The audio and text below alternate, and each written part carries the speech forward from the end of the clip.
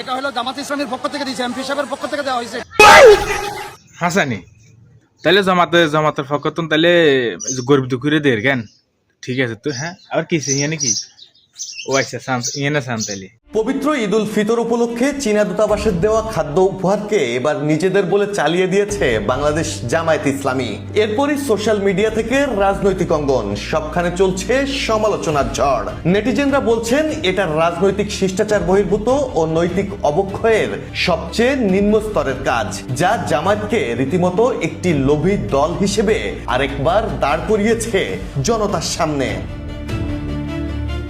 মঙ্গলবার চীনা দূতাবাসের ঈদ উপহারকে যৌথ উদ্যোগের ফল বলে দলীয় ভেরিফাইড ফেসবুক পেজ থেকে প্রচার চালায় জামায়াত। পরে সমালোচনার মুখে পোস্টটি কয়েক ধাপে সংশোধন করা হয়। জামায়াতের ভেরিফাইড পেজে লেখা হয়, ডক্টর শফিকুর রহমান ও চীনা রাষ্ট্রদূত ওয়াওয়েন এর উপস্থিতিতে মিরপুরের আদর্শ উচ্চ বিদ্যালয় মাঠে ফুড প্যাক বিতরণ করা হয়েছে, যা নাকি জামায়াত ইসলামী ও চীনের যৌথ উদ্যোগে দেওয়া ঈদ উপহার। কিন্তু বিপত্তি বাধে ঢাকায় নিযুক্ত চীনা দূতাবাস যখন একই খাদ্য বিতরণকে চীনের উপহার উল্লেখ করে পোস্ট দেয়। তারা লেখে, ঈদ উল ফিতর উপলক্ষে ঢাকার বাসিন্দাদের জন্য বিতরণ করা খাদ্য সামগ্রী চীনা দূতাবাসের।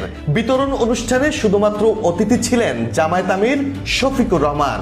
এমনকি রাতেই আলাদা এক পোস্টে ঘটনার নিন্দা জানিয়ে বিতরণকৃত খাদ্য সহায়তা চীনের একক উদ্যোগ বলে নিশ্চিত করে চীনা দূতাবাস। তারপরে সমালোচনা ও নিন্দার ঝড় ওঠে সোশ্যাল মিডিয়ায়। লজ্জা ঢাকতে এক রাতের মধ্যেই 4 বার ফেসবুকে দেয়া পোস্টটি এডিট বা সংশোধন করে জামায়াত ইসলামী।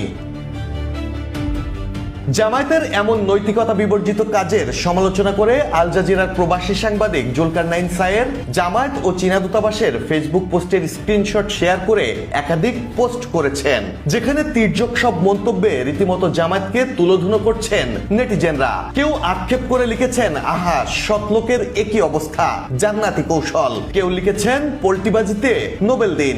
আবার কেউ জামায়াত আমিরকে উদ্দেশ্য করে লিখেছেন, কবিরাজ দাদুর কেরামতি। জামায়াতের নতুন ধরা খেয়ে কথা পাল্টেছে চুমু শফিক বাহিনী। আরেকজন লিখেছেন, ডিম পাড়ে হাসে খায় বাগদাসে। এমনই সব নেগেটিভ কমেন্টে জামায়াতের উপর ক্ষোভ ঝাড়ছেন নেটিজেনরা। এমনকি জামায়াতের কড়া সমালোচনা করেছেন আমজনতার দলের তারেক রহমানও। Desk report, people and politics.